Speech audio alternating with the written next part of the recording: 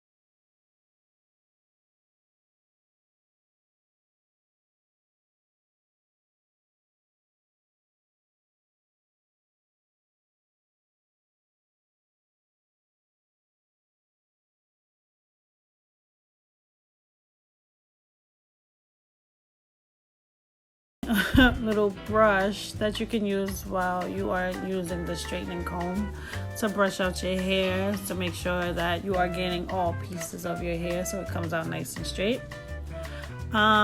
This comes with 3 buttons on it. The main button is the power button, and as you see underneath it, it has about 6 little dots on it, right?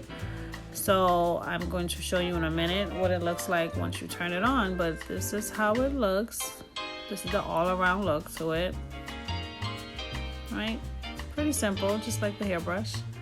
So all right, now it's plugged in and the power is on, and once you hit the on button, you gotta kind of hold it for a second.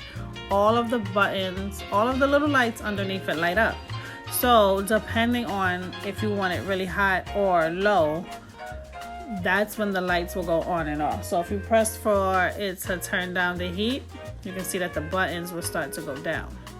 If you want the heat turned up, the little blue buttons will go all the way up to the top, and when it stops blinking, it'll let you know that it's ready for use, basically. Alright, so I did turn this product all the way up because I wanted to see how hot it would get and how fast. So it took a minute actually to get really hot.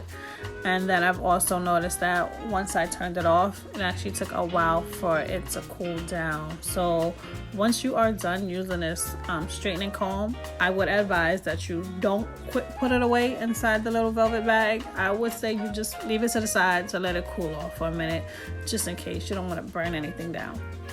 But thank you guys for watching. I appreciate the love. Like, comment, and subscribe.